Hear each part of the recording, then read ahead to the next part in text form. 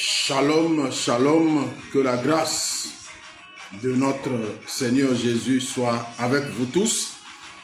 Nous vous bénissons de la part du Seigneur et nous voulons reconnaître son œuvre qui est grande, qui est majestueuse. Nous voulons reconnaître aussi sa fidélité, car la Bible, la parole de Dieu déclare que les bontés de l'Éternel ne sont pas épuisées et ses compassions ne sont pas à leur terme, mais elles se renouvellent chaque matin. Alors, bien-aimés dans le Seigneur, nous sommes là pour notre rendez-vous quotidien, notre rendez-vous hebdomadaire plutôt, et nous sommes en train de parler sur la destinée glorieuse. Nous avons défini ce que c'est que la destinée. Nous avons vu que la destinée, elle est prophétique. Si Dieu nous parle ou que Dieu utilise un homme prophétique, un de ses serviteurs, nous ne devons pas prendre à la légère les paroles qui sortent de la bouche des gens de Dieu. Alors, aujourd'hui, nous voulons voir le sous-thème, la place des épreuves dans l'accomplissement de la destinée. Bien-aimés, quand on parle de destinée, tout n'est pas linéaire. Quand on parle de destinée, ce n'est pas sur des roulettes et ça roule. Mais quand on parle de destinée, il y a parfois des anicroches, il y a parfois ce que l'on appelle les épreuves ou les difficultés. Alors, chrétiens, écoute-moi, je veux nous entretenir donc à partir du livre de Job. Dans Job chapitre 1, la Bible nous dit qu'il y avait dans le pays d'Uth un homme qui s'appelait Job, et cet homme était intègre et droit. Il craignait Dieu et se détournait du mal. Il lui naquit 7 fils et 3 filles. Il possédait 7000 brebis, 3000 chameaux, 50 sites. Et alors, une série de malheurs va s'abattre sur la vie de Job. Et au verset 6, la Bible dit, « Or, les fils de Dieu vinrent un jour se présenter devant l'Éternel, et Satan vint aussi au milieu d'eux. L'Éternel dit à Satan, « D'où viens-tu » Et Satan répondit à l'Éternel, « De parcourir la terre et de m'y promener. » L'Éternel dit à Satan, « As-tu remarqué mon serviteur Job? Il n'y a personne comme lui sur la terre. C'est un homme intègre et droit, craignant Dieu et se détournant du mal. » Alors donc Dieu présente un homme. Son nom est Job. Satan avait fini par se promener sur la terre et avait remarqué Job. Et Dieu dit à Satan, As-tu remarqué mon serviteur Job? Donc, la vie de Job était une vie remarquable. Au point où Satan, quand il a parcouru la terre, il a remarqué que cet homme qu'on appelle Job était un homme différent. Dieu l'appelle mon serviteur. Job était le serviteur de Dieu, mais cet homme était remarquable par sa justice et par son intégrité. Dieu le reconnaît et même Satan aussi le reconnaît. Alors, quelqu'un me dira, un homme comme ça, qui craint Dieu, un homme qui se fait remarquer même de Satan lui-même, est-ce que cet homme peut avoir à traverser des moments difficiles? Est-ce que cet homme peut avoir à souffrir, à vivre des situations difficiles? Mais malheureusement, ou heureusement, c'est ce qui est arrivé avec Job. La Bible nous dit sur Job que Job perdu ses enfants, Job perdit ses biens et à la fin, il a perdu sa santé. La vie de Job était une vie d'épreuve, une vie de difficulté. Et quand vous lisez son livre, le livre de Job, le chapitre 1 nous décrit brièvement ce que c'est que Job, mais déjà, un peu avant la fin du chapitre 1, on commence à parler des malheurs qui sont arrivés à Job. Et pendant tout le long du livre, on parle de Job dans ses moments difficiles et ce n'est qu'à la fin qu'on parlera maintenant de sa sortie des moments difficiles. Donc, la grande partie du livre est consacrée aux difficultés ou aux épreuves de Job. Bien-aimé dans le Seigneur, Dieu avait vu la justice de Job. Dieu avait vu l'intégrité de Job. Mais dans l'école de Dieu, il y a une case, il y a une classe qu'on appelle la classe des épreuves. Vous ne pouvez pas aller loin avec Dieu. Vous ne pouvez pas accomplir votre destinée sans que votre vie puisse passer par des méandres, que votre vie passe par des difficultés, par des temps d'épreuve, par des tests. Bien-aimés, alors qu'est-ce que l'épreuve? L'épreuve, encore appelée l'épreuve de la foi, sont des tests auxquels Dieu soumet ceux qui marchent avec lui. Bien-aimés, quelle que soit votre piété, quelle que soit votre grandeur, quelle que soit votre grâce, quelle que soit votre onction, si celui avec qui vous marchez, c'est le Dieu créateur des cieux et de la terre, soyez-en sûrs qu'il vous soumettra à des épreuves. Aucun n'échappe. Les épreuves de la foi, nul n'est au-dessus des épreuves. Nul ne peut échapper aux épreuves. Si vous marchez avec Dieu, le Dieu de la Bible est aussi un Dieu d'épreuves. Quand Dieu a sauvé Israël de l'esclavage de l'Égypte, dans Exode chapitre 14, le peuple a traversé la mer Rouge à sec. Cela a poussé le peuple dans Exode 15 à commencer à chanter. Le peuple était dans la joie au vu de ce que Dieu avait fait. Ils ont passé la mer Rouge à sec au chapitre 14 et au chapitre 15, la Bible dit « Alors Moïse et les enfants d'Israël chantaient ce cantique à l'Éternel. Ils dirent « Je chanterai à l'Éternel car il a fait éclater sa gloire. Il a précipité dans la mer le cheval et son cavalier. L'Éternel est ma force et le sujet de mes louanges. C'est lui qui m'a sauvé. » Donc Moïse et son peuple, après avoir traversé la mer Rouge à sec, se sont mis à chanter, se sont mis à célébrer, se sont mis à exalter Dieu. Ils ont célébré Dieu pour la victoire que Dieu leur a donnée. C'était des moments de joie. Mais cela n'a pas duré. Dans Exode chapitre 15, verset 22, Moïse fit partir Israël de la mer Rouge. Il prit la direction du désert de Sour. Et après 3 journées de marche dans le désert, il ne trouva point d'eau. Ils arrivèrent à Mara, mais ils ne purent pas boire l'eau. Et de Mara parce qu'elle était amère. C'est pourquoi ce lieu fut appelé Mara. Le peuple murmura contre Moïse en disant, que boirons-nous?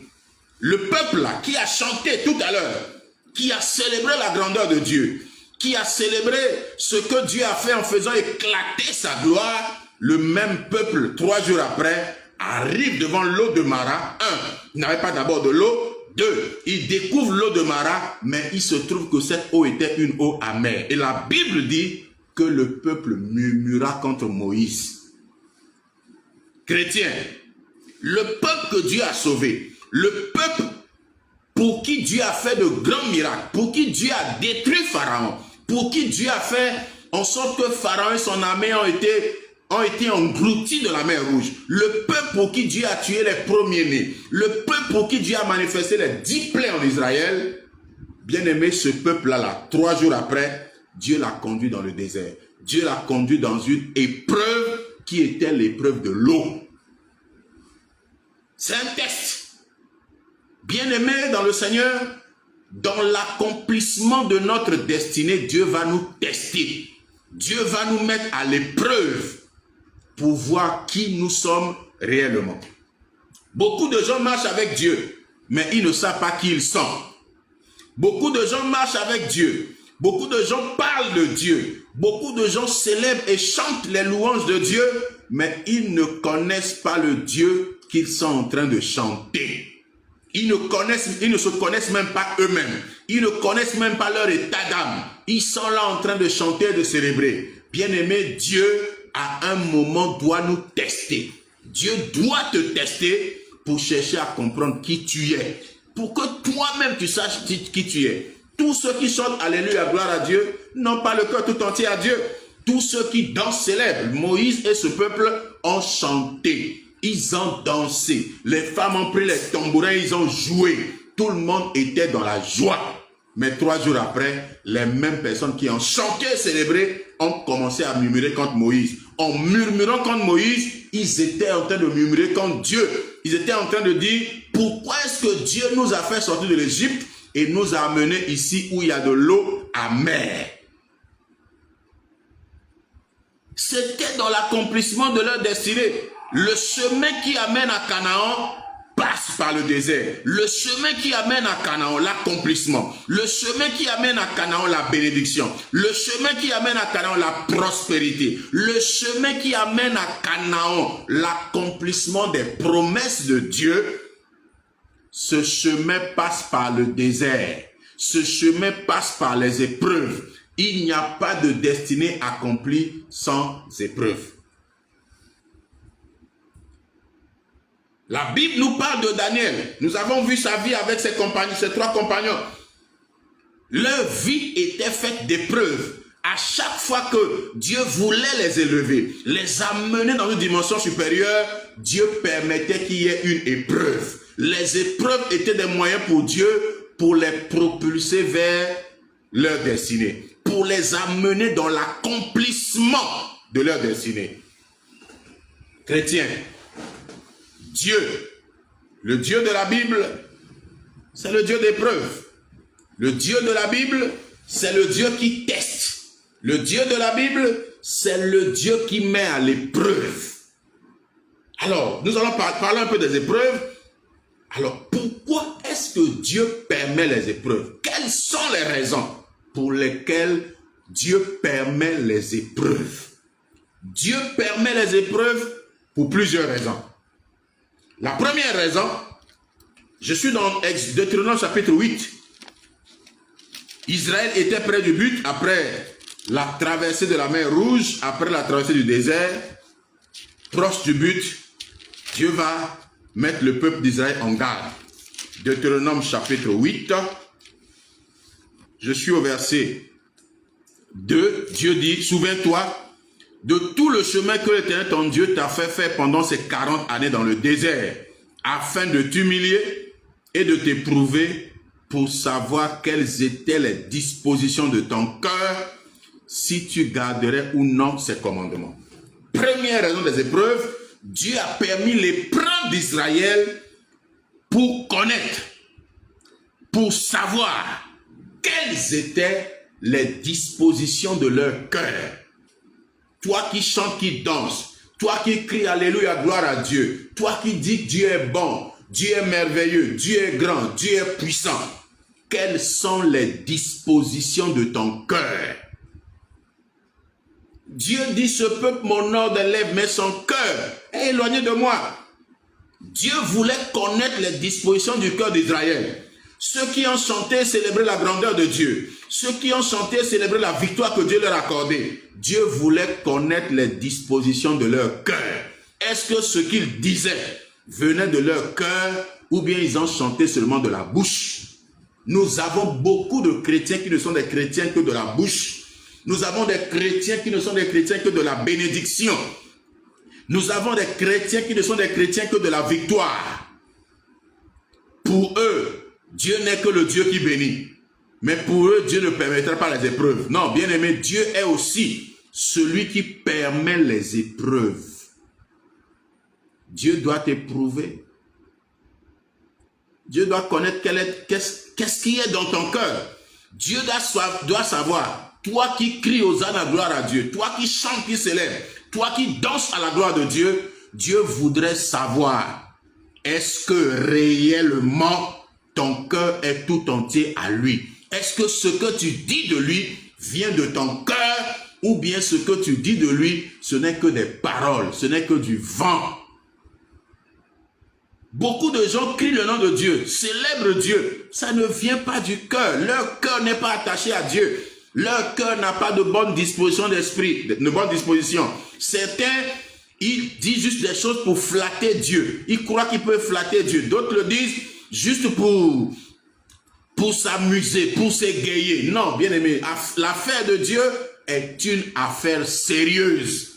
Il faut que ton cœur soit tout entier à Dieu. Si tu dis que Dieu est bon, si tu dis que Dieu est grand, si tu dis que tu marches avec Dieu, Dieu veut savoir est-ce que cela vient de ton cœur.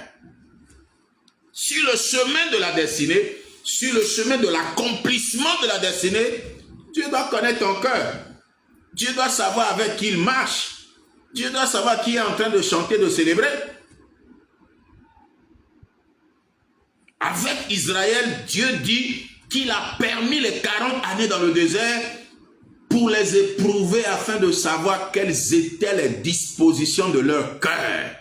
Bien-aimé, dans ton cœur, ton cœur est comment? Tu parles de Dieu, tu chantes Dieu, tu célèbres Dieu, mais ton cœur est comment? Comment est ton cœur? Quelles sont les dispositions de ton cœur? Il y a des gens qui viennent prier, qui jeûnent, mais avec de mauvaises dispositions du cœur. Il y a des gens qui viennent avec l'orgueil, ils viennent avec la haine, ils veulent se servir de Dieu pour atteindre leur but. Mais si tu viens à Dieu ainsi, Dieu doit te tester, Dieu doit t'éprouver pour savoir quelles sont les dispositions de ton cœur. Dans ton cœur, il y a quoi? Si tu es venu vraiment pour chercher Dieu, tu vas le chercher jusqu'à la fin. Mais si tu n'es venu que chercher le miracle, tu vas le chercher pendant un temps, tu vas abandonner. Dieu doit t'éprouver. Dieu doit te tester. Je parle du mot test. L'épreuve est un test. Dieu teste ceux qui marchent avec lui. Dieu a marché avec Abraham. À un moment donné, Dieu lui a donné un fils Isaac. Mais Dieu a voulu tester. Est-ce que le cœur d'Abraham n'était-il pas attaché à son fils? Ou est-ce que le cœur d'Abraham était attaché à Dieu? Et Dieu lui dit, donne-moi ton unique, ton fils là, donne-le-moi. Dieu voulait tester Abraham. Dieu voulait savoir qu'est-ce que Abraham avait dans le cœur. C'est pourquoi, parfois nous prions, nous jeûnons sur des situations, Dieu fait comme s'il n'a pas entendu. En fait, il y a un silence. Le silence de Dieu est un message. Parfois, Dieu veut tester. Il veut voir quelles sont les dispositions de nos cœurs. Chrétiens, quelles sont les dispositions de ton cœur? David aussi a été appelé. David avait une destinée glorieuse. Il avait une destinée royale. Mais sur le chemin de la destinée, David, sa vie était confrontée à des épreuves. Saül voulait le tuer. David a manqué de quoi manger. Quand la ville où il habitait, Tsiklag, a été brûlée, ceux qui étaient avec lui voulaient le lapider. David a pleuré avec ses hommes jusqu'à ce qu'il n'avait plus de force pour pleurer. Bien-aimé, Dieu voulait voir, est-ce que l'homme que lui, il a choisi, l'homme qui a été oint pour la royauté, est-ce que cet homme avait de bonnes dispositions de cœur? Beaucoup de gens sont passés à côté de la bénédiction.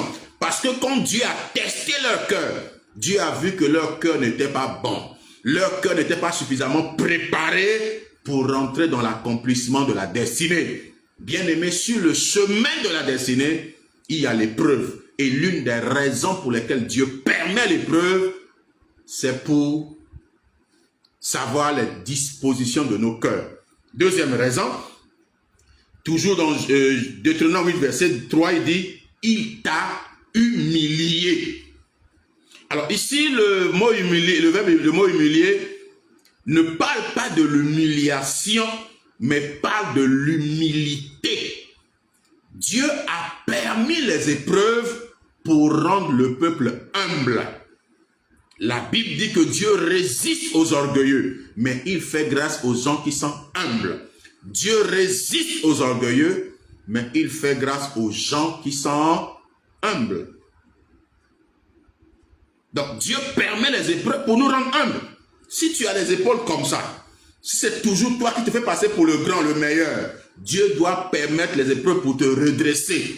Dieu ne marche pas. Dieu n'accomplit pas la destinée avec des gens qui sont orgueilleux. Dieu taille les gens avant de les faire rentrer dans leur destinée. Et dans ce processus que nous appelons souvent le processus de brisement, Dieu brise, Dieu redresse, Dieu fait en sorte que nous soyons à l'image de Christ.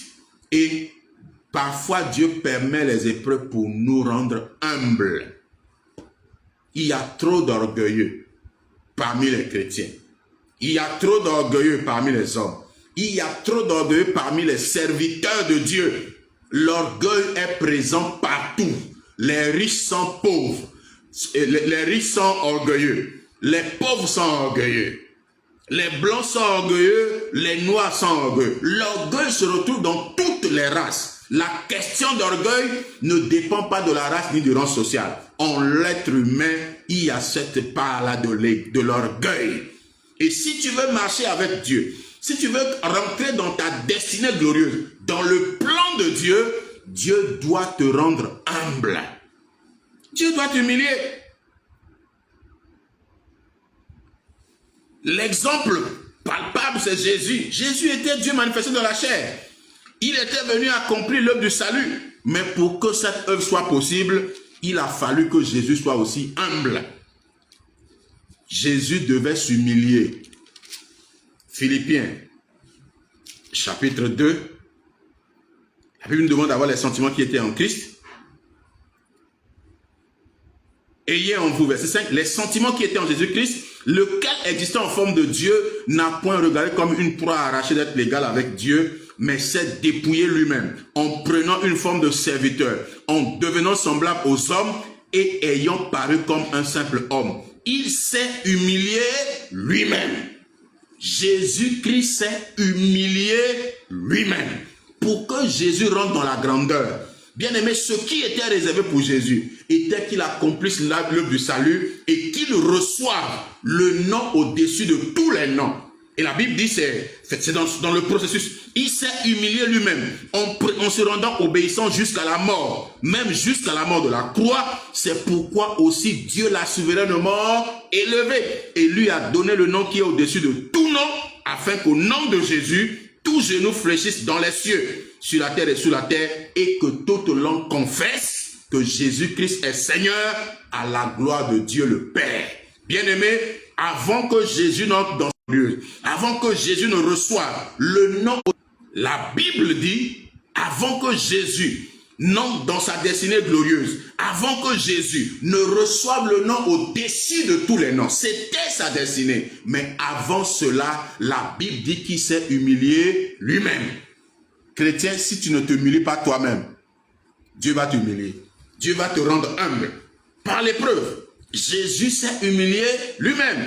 Il s'est rendu obéissant. Il est allé à la croix. La croix était une forme d'humilité aussi. Jésus s'est humilié lui-même parce qu'il voulait entrer dans sa destinée glorieuse. Nous voulons rentrer dans la destinée glorieuse. Nous visons des grandes choses, mais nous ne voulons pas nous humilier. Bien-aimés, c'est là où Dieu va nous rendre humbles avant que nous puissions rentrer dans notre destinée glorieuse. C'est le pourquoi des épreuves. La deuxième raison, c'est que Dieu veut nous humilier. Chrétien, sois humble. Serviteur de Dieu, sois humble. Archibishop, révérend, prophète, docteur, pasteur, évangéliste, sois humble.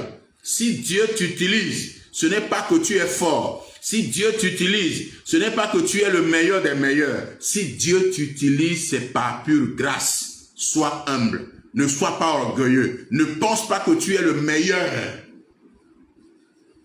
J'ai suivi un serviteur de Dieu la dernière fois qui disait que son église doit avoir la meilleure chorale du monde parce que lui, il est le meilleur pasteur du monde. Bien aimé, on n'a pas besoin de ça. Le meilleur, c'est Dieu qui le sait. Ne nous trompons pas, ne nous leurrons pas. Laissons Dieu faire les choses avec nous. Laissons Dieu accomplir son plan et son programme par nous. Nous, ce que Dieu nous demande, c'est que nous puissions être humbles. Chrétien, tu dois être humble. Si tu refuses de t'humilier, Dieu t'humiliera de force. Si tu refuses de t'humilier, Dieu te brisera. Si tu refuses de t'humilier, Dieu a mis un moyen pour te ramener à la raison. Quand Saül a refusé de s'humilier, Dieu a retiré l'onction sur lui.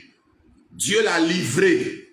Saül est mort d'une mort honteuse parce que Saül a refusé de s'humilier. Écoutez-moi, le péché de Saül, c'était l'orgueil. Oui, il y a la désobéissance, mais il y a surtout l'orgueil. Et Dieu résiste aux orgueilleux. L'un des problèmes majeurs que nous avons, c'est un problème d'orgueil. L'homme est orgueilleux. On ne veut pas se laisser manipuler par Dieu. On ne se laisse pas à Dieu afin qu'il puisse faire de nous ce qu'il veut. Nous sommes tellement orgueilleux que nous voulons montrer la voie à Dieu. Il y a beaucoup de gens qui, au lieu de suivre la direction que Dieu donne, eux, ils veulent donner la direction à Dieu. Dire à Dieu comment Dieu doit faire pour eux. Comment Dieu doit marcher avec eux. Bien, mais si c'est comme ça, et c'est le Dieu de la Bible que tu adores, ce Dieu te ramènera à la raison. Saül était orgueilleux. Quand Samuel allait le voir, alors qu'il avait désobéi à la voix de Dieu qui disait de détruire, de dévouer par interdit tous les Amalécites. Il a laissé le roi Agag, il a laissé les meilleurs brebis du pays. Samuel lui dit, mais d'où vient ce bêlement? Il dit, c'est le peuple qui a pris les veaux grâce, qui a dit ça là, ils vont prendre pour faire le sacrifice à ton Dieu. Et Saül lui dit, quand tu étais petit à tes propres yeux, Dieu ne t'a-t-il pas pris pour te faire roi? Saül était l'orgueil. Quand il était petit à ses propres yeux, il se voyait indigne de la royauté. Mais une fois devenu roi, il est devenu orgueilleux. Il est monté sur ses chevaux. Saül ne reconnaissait plus la voix de Dieu. L'ayant entendu, 1 Samuel 15, verset 16, Samuel dit à Saül, arrête. Voilà. Verset 14 d'abord, Samuel dit, mais qu'est-ce donc que ce bêlement de brebis qui parvient à mes oreilles et ce mugissement de bœuf que j'entends? Saül répondit, ils les ont amenés. Il parle du peuple de chez les Amalécites parce que le peuple a épargné les meilleurs brebis, les meilleurs bœufs afin de les sacrifier à l'Éternel, ton Dieu. Et le reste, nous l'avons dévoué par interdit. Samuel lui dit, arrête. Samuel dit à Saül, arrête. Et je te déclarerai ce que l'Éternel m'a dit cette nuit. Et Saül dit, parle. Samuel dit, lorsque tu étais petit à tes propres yeux, n'es-tu pas devenu le chef des tribus d'Israël? Et l'Éternel ne t'a-t-il pas oint pour que tu sois roi sur Israël? L'Éternel t'avait fait partir en disant, va et dévoue par interdit ces pécheurs, les Amalécites, tu leur feras la guerre jusqu'à ce que tu les aies exterminés. Pourquoi n'as-tu pas écouté la voix de l'Éternel?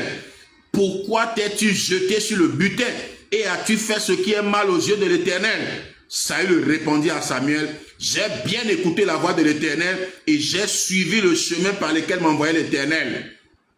J'ai amené Agag, roi d'Amalek, et j'ai dévoué par interdit les Amalécites. Donc voilà l'orgueil de Saül. Il est face,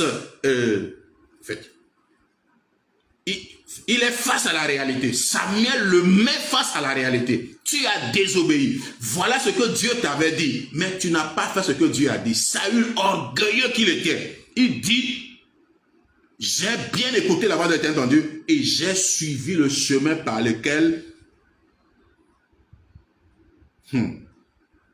m'envoyait l'Éternel. Et déjà amené à Gaton. Il nargue le prophète, il nargue Dieu dans son orgueil. Saül était imbu de lui-même à cause de l'autorité, à cause du pouvoir, à cause de la royauté. Et Dieu dit à Samuel, Saül, je l'ai rejeté, j'ai fini avec lui. Un orgueilleux qui refuse de se repentir, un orgueilleux qui persiste dans son orgueil, c'est avec Dieu ils vont gérer. Dieu a géré le cas de Saül, Dieu a fini avec Saül. Pour Dieu, la royauté de Saül s'est arrêtée quand Saül a refusé de se repentir, quand il a manifesté de l'orgueil. Dieu voulait le briser. La royauté allait continuer. Ses descendants allaient prendre la royauté. Mais à cause de son orgueil, il a privé même sa descendante de la royauté. Dieu a effacé le nom de Saül et de sa famille sur la liste de la royauté. La destinée qui était appelée une destinée glorieuse est devenue une destinée honteuse. Pourquoi? À cause de l'orgueil. Mon frère, ma soeur, Dieu permet les épreuves pour te rendre humble. Toi qui es orgueilleux et tu te plains que tu traverses tous des moments difficiles, c'est un message que Dieu est en train de t'envoyer. Le message de Dieu est que Dieu veut que tu apprennes à devenir humble. Paul, que la Bible appelle Saul de Tarse, lui aussi, Dieu lui a montré des révélations extraordinaires. Et la Bible dit, pour qu'il ne puisse pas s'enorgueillir, une écharpe a été mise sur sa chair pour lui rappeler qu'il était un homme faible, pour lui rappeler qu'il était un homme pris de néant. C'est la grâce qui était en train de l'utiliser pour l'amener à ne pas se dire qu'il était le meilleur des apôtres, il était plus puissant, plus important que les autres apôtres, pour l'amener à ne pas aller à ce stade-là. Là. Dieu a mis sur lui une écharpe. C'était pour l'apprendre à être humble. Le grand apôtre de la grâce, Paul, a appris de Dieu qu'il devait être humble. Et toi et moi, qu'en est-il de nous? Voulons-nous être humbles ou voulons-nous laisser Dieu nous rendre humbles? Si c'est avec Dieu que nous marchons, Dieu ne marche pas avec les orgueilleux. Dieu résiste aux orgueilleux. Si c'est avec lui que nous marchons, de gré ou de force, il nous rendra humbles. C'est pourquoi choisissons l'humilité nous-mêmes pour ne pas être soumis à ces épreuves où Dieu permet l'épreuve pour nous humilier, pour nous rendre humbles. Sur le chemin de l'accomplissement de la destinée, il y a les épreuves de la foi. Et Dieu les permet, première raison, pour connaître les dispositions de nos cœurs. Et deuxième raison, Dieu les permet pour nous rendre humbles. Troisième raison, je vais finir avec ceci. Bien aimés, les épreuves sont des occasions en or